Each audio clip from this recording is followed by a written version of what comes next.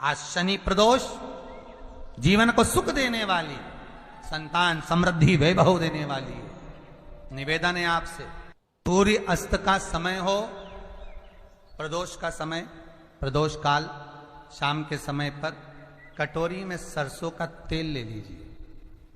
शंकर के शिवलिंग पर किसी मंदिर में जाकर सरसों का तेल शिव पर चढ़ाए। तेल चढ़ते समय शंकर के शिवलिंग पर त्रिपुंड बना दें।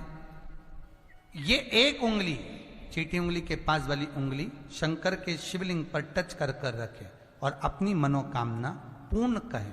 बाबा विश्वनाथ पूरा करता है। भगवान शंकर के द्वार पर स्वयं शनि महाराज आज मिलने के लिए, और जितने ग्रह नष्ट देने वाले हैं, कारक ग्रह हों, बेकार वृत्ति वाले हों, वो सब आज शनि सबके दोष मिटा देता है। शंकर भगवान के मंदिर में आज शनि प्रदोष के दिन, मंदिर में नहीं तो घर में अगर शंकर का शिवलिंग है तो एक दिया अवश्य लगाओ। शनि महाराज जीवन का सुख प्रदान करेंगे, आनंद। शनि प्रदोष, मान लो कोई व्यक्ति पैसे खाकर चले गया, नहीं दे रहा है, तो शास्त्र कह रहा है भगवान शंकर के मंदिर में शमी का पत्र, शमी का पत्ता, शमी पत्र, शंकर के मंदिर में काली तिल्ली के साथ में शमी पत्र, शनि प्रदोष सुख का देना। स्वयं शंकर को प्रिय है प्रदोष का व्रत, इसलिए निवेदन है बन सके व्रत करते हुए भगवान शंकर का अनुमोदन करें, जीवन को सार्थक बनाएं। भगवान शिव का स्मरण करते। लक्ष्मी आती ही नहीं, बहुत कष्ट है, जमीन जायदाद पड़ी बिक नहीं रही, तो एक काम करना, इतना दुख अगर आपके जीवन में है, त्रयोदशी तिथि आए, कोई सा भी हो, सोमवार, रविवार, मंगल, बुध, कोई सी भी त्रयोदशी प्रदोष, कोई सी भी प्रदोष तिथि आए, उस दिन तुलसी की लकड़ी, पहले से तुलसी आपके घर में अगर सूखी हो, तुलसी सूख गई हो, तो उसकी जो लकड़ी होती है, उस लकड़ी का 7 लकड़ी का बंडल बनाकर दीप बना लो।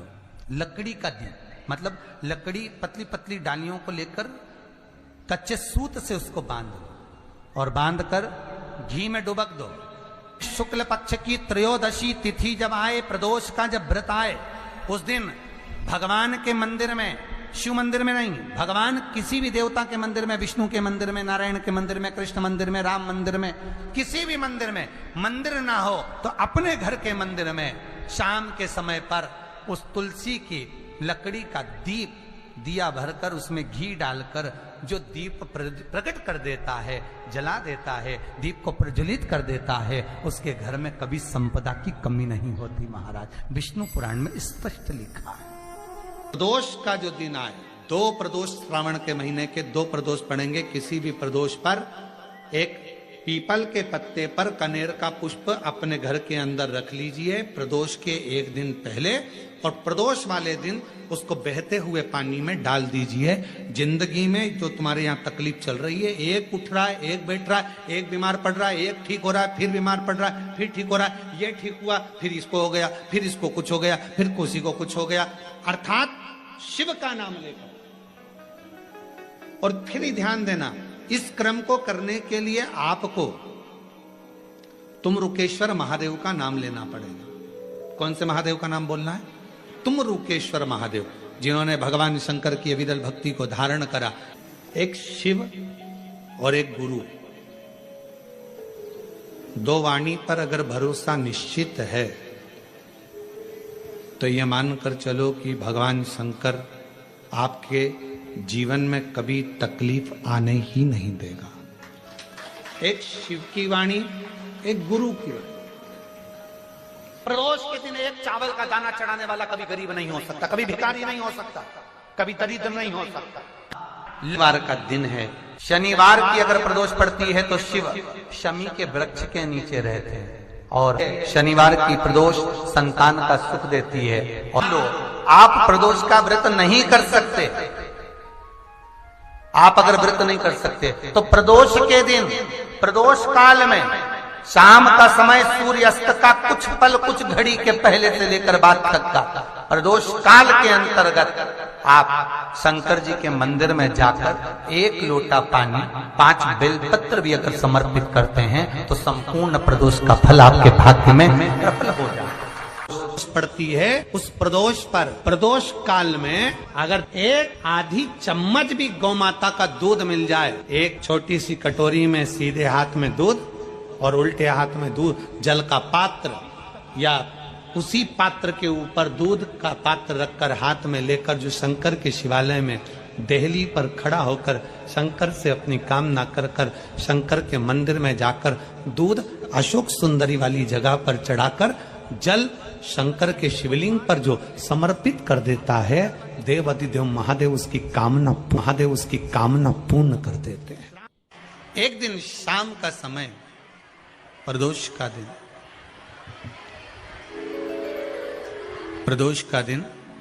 प्रदोष काल, शाम का समय, भगवान देवाधिदेव महादेव मां जगतजननी पार्वती जी के साथ में भ्रमण पर निकले। देखिए, अगर प्रदोष का व्रत नहीं कर सकते, प्रदोष के दिन आप व्रत नहीं कर सकते, मान लो आपसे भूखा नहीं रहा जाए, प्रदोष का व्रत नहीं कर सकते, प्रदोष के दिन आप भूखे नहीं रह सकते, मंदिर भी नहीं जा सकते, दिया भी नहीं लगा सकते, तो शिव महापुराण की कथा कहती है कि प्रदोष के दिन, प्रदोष काल में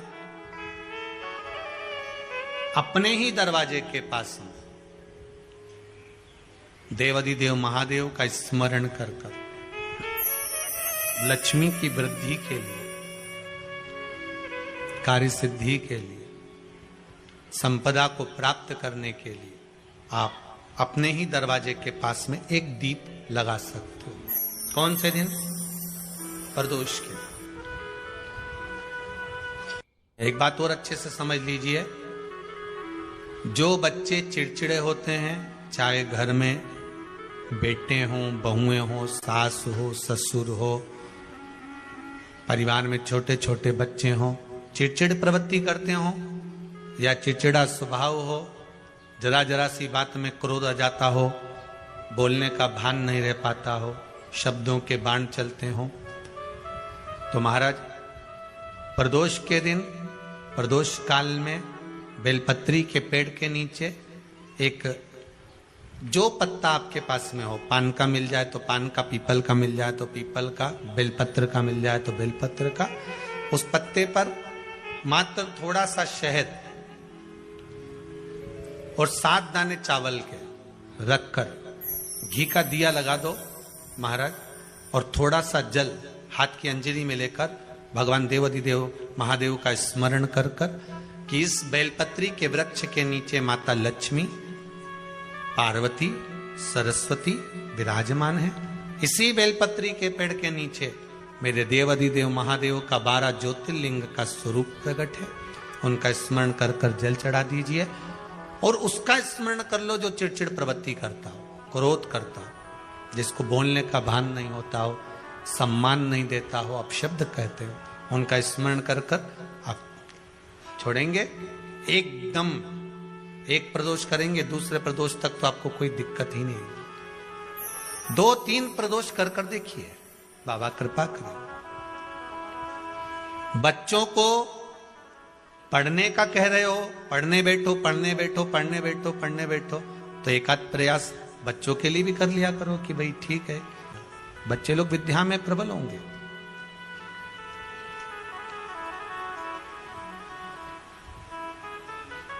शिव उपासना का जो फल है वह 1000 गुना। पहले भी कथा में कहा, आज फिर कहते हैं, शिव मंदिर में जल बाद में चढ़ाना, शंकर के मंदिर में जाकर पंचामृत स्नान बाद में कराना, शंकर जी के मंदिर में जाकर पूजन बाद में करना, पहले थाली एक और रखकर शिव मंदिर में झाड़ू, पोछा या जो बेलपत्री, निर्माल्य जो भी रखा हो, उतरा हुआ सामान, उसको भरकर कहीं एक और जहां मंदिर वाले रखते हो वहां ले जाकर रख दो, झाड़ू पोछा एक बार जरूर। पूजन करने से पहले सबसे पहले सफाई का ध्यान रखो। और एक विश्वास रखना, आप मंदिर की सफाई नहीं कर रहे हो, फिर निवेदन करूंगा आपको, आप मंदिर की झाड़ू नहीं लगा रहे हो, आप मंदिर की सफाई नहीं कर रहे हो, आप मंदिर में पोछा नहीं लगा रहे हो।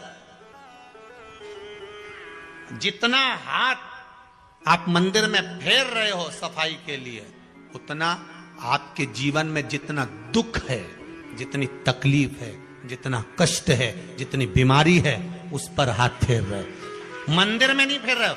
नहीं तो सारी दुनिया में जितने मंदिर हैं, सारे मंदिरों में ट्रस्टियों ने कुछ ना कुछ लगा के रखा है। स्वीपर आता है, साफ करके जाता है, ये आएगा सफाई कर जाएगा, पंडित जी होंगे तो बुआरी लगा देंगे, पंडित जी होंगे सफाई कर देंगे। उन्होंने तो पंडित जी को बोल के रखा है कि साफ कर दो, पंडित जी करते भी हैं, पर पहला फर्ज आपका है कि आप मंदिर में आए हो तो पहले आप सफाई करो। क्यों? क्योंकि हम उसका द्वार साफ रखें।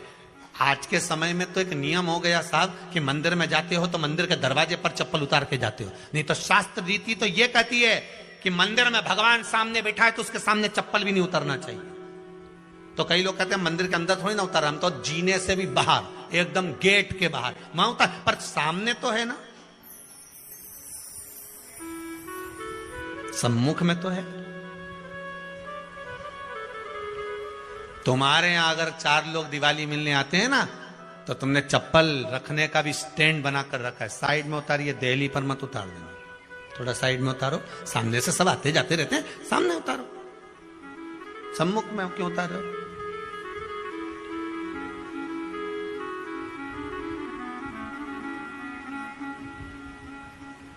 थोड़ा द्वार पे से दूर उतारिए।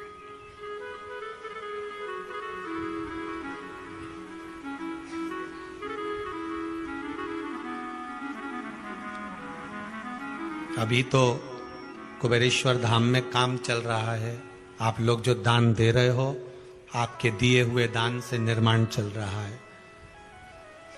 अभी तो आप पहनकर जूता चप्पल भी अंदर आ जाते हो, भले दूसरे मंदिरों में चप्पल पहनकर हमने देखा है, आधिकाधिक मंदिरों में, ब्रजभूमि पर भी बहुत मंदिरों में लोग अंदर जूता पहनकर चले जाते हैं, पर जब तक बाबा नहीं बैठा तब तक तो आप पहनकर आ रहे हो। जिस दिन बाबा कुबेरेश्वर धाम में आकर बैठ गया, उसके बाद वो दोनों गेट पर चप्पल बाहर ही रहेगी। आओ आप, कंकर से शंकर जब शरीर से लगेगा तब सुख भोगोगे, आनंद भोगोगे, सुख की प्राप्ति। अपने द्वार पर भी कितना सुंदर लिखा है भविष्य पुराण के अंतर्गत, और विष्णु पुराण में भृगु बाबा का चरण का चिन्ह भगवान विष्णु की छाती पर रहा। भगवान विष्णु की छाती पर भृगु बाबा के चरण का चिन्ह रहा।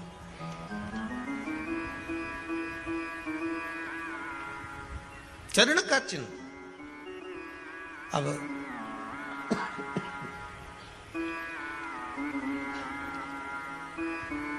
भविष्य पुराण में लिखा है कि अगर हम मंदिर के द्वार पर, घर के चौखट के एकदम सामने चप्पल उतार देते हैं, 7 बार दिन भर में से, कितनी बार? 7 बार विष्णु पुराण कहती है ऐसा कोई दिन नहीं होता जिस दिन दरवाजे पर 7 बार लक्ष्मी आकर खड़ी नहीं होती हो। कल एक कथा कही थी आपको कि प्रत्येक मनुष्य के भाग्य में सुख लिखा है, केवल मंथन करना। भविष्य पुराण कहती है 7 बार लक्ष्मी प्रत्येक मनुष्य के दरवाजे पर जाकर खड़ी होती है, पर द्वार पर चप्पल पड़ी होने के कारणवश वो लौट कर चली जाती है। बहुत ध्यान दीजिएगा महाराज, थोड़ा सा आपको बुरा लगेगा, लग जाए, और शिव पुराण है, जीवन संवार देगी तो अच्छी बात है,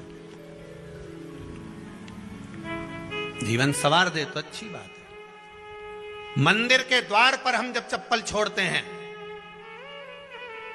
जिस मंदिर की चौखट पर चप्पल छोड़ी है, आप जितनी देर आराधना में लगे रहते हैं, उतनी देर तक आपकी चप्पल पर जितने लोग लांग कर जाते हैं, जितने लोग लांग कर प्रवेश करते हैं, उसका भी दुख आपके भाग्य में आता चले जाता है। ध्यान दीजिएगा जरा।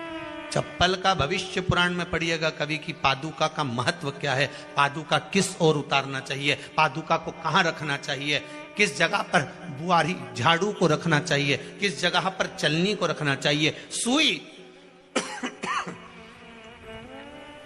उस सुई को जिस हाल में सब बैठते हैं उस हाल में क्यों रखा जाता है? सुई तो इतनी सी है, पर जिस हाल में सब बैठते हैं उस हाल में ना तो झाड़ू रखते हैं, उस हाल में ना चलनी रखते हैं। भैया क्यों नहीं रखते? कारण क्या है कि जिस हाल में सब बैठकर बात करें, आवक जावक की बात हो, व्यापार की बात हो, लक्ष्मी की बात हो, प्रेम स्नेह की बात हो, आपस में बैठकर सब चर्चा कर रहे हो, अगर वहां छलनी होगी, झाड़ू होगी, तो बैठे बैठे बात करने में विवाद चालू हो जाएगा। 15-20 मिनट तुमने बहुत प्रेम की बात करी, अच्छे से बात करी, पति पत्नी बहुत प्रेम की बात कर रहे थे, मालूम पड़े बात करते करते से कब झगड़ा उत्पन्न हो जाए तो समझ में नहीं आया। हमारी बहू को क्या हो जाता है, बैठे बैठे बात करते करते झगड़ा कर देती है, जरा सी बात में झगड़ा चालू हो जाता है। कारण क्या है? जिस हाल में तुम बैठ रहे हो, जिस कमरे में तुम बैठ रहे हो, जिस हाल के अंदर सब बैठकर चर्चा करते, बात करते, चित्त करते, आपस में बैठकर सब लोग एक दूसरे के बातचीत करने बैठे हैं, आए व्यय देखने बैठे हैं, दुकान व्यापार की बात करने बैठे हैं, उस जगह पर भी झगड़े का क्रम कहां से आ गया? एक ना एक का मुंह क्यों फूल गया? कारण क्या था? कोई बात टेंशन क्यों आ रहा है? मतलब उस हाल में या तो चलनी रखी है या झाड़ू रखी है, भले तुमने सोफे के नीचे फंसा दियो, भले तुमने पीछे फंसा दियो, पर पड़ी जरूर है, रखी जरूर है, कहीं ना कहीं पड़ी होगी। क्यों कहते हैं कि जिस हाल में आप बैठ रहे हो, जहां पर आप संपदा की बात कर रहे हो, दौलत की बात कर रहे हो, व्यापार की बात कर रहे हो, व्यवसाय की बात कर रहे हो, उस हाल में अगर कहीं कैलेंडर टंगा हो, कोई सामान ऐसा रखा हो, कोई पर्दा ऐसा लगा हो, कोई चीज ऐसी लगी हो, तो उसमें एक सुई उसमें रख दीजिए। क्यों कहते हैं? हमारे यहां दूल्हा भी जाता है ना, तो उसका जो साफा बनता है या जूता उसको पहनाते, उस तक में पिन टच करके भेज देते हैं। बोलो सही है कि गलत है? दूल्हा तोरण लगाने जा रहा है, दूल्हा तोरण देने जा रहा है, तो उसके जूते में भी पिन घुसेड़ कर भेजते हैं, पिन लगाकर भेजते हैं, उसके साफे में पिन लगाकर भेजते हैं। एक भले सुई नहीं लगाएंगे तो आल पिन लगाकर भेज देंगे। क्यों भेजते हैं? उसका कारण क्या? कि लक्ष्मी को लेने जा रहा है, संपदा लेने जा रहा है, और जिसको वो ब्याह करने जा रहा है उसका संबंध सुई और धागे के संबंध जैसा हमेशा सिला हुआ होना चाहिए, उधेड़ा ना जाए, कैची जैसा कटा हुआ नहीं होना चाहिए। एक एक प्रमाण को जरा देखो तो। और दुनिया के लोग कहते हैं साहब हमारे यहाँ तो सुख नहीं है, शांति नहीं। शांति तुमने भंग करी, कोई दूसरा भंग करा। चप्पल उतार दी दरवाजे पर, मंदिर के द्वार पर। हम तो यहां तक कहेंगे पशुपति व्रत करने जा रहे हो, पशुपति व्रत को धारण करने जा रहे हो, एक सोमवार मत पहनो चप्पल। जब मंदिर जा रहे हो तब दिन भर पहनो, मंदिर जाओ मत पहनो। कोई जरूरी है कि मंदिर पहनने चप्पल पहनना जरूरी है? मत पहनो। मंदिर के द्वार पर जहां भगवान विराजे हैं उसके द्वार पर अगर आपने चप्पल उतारी है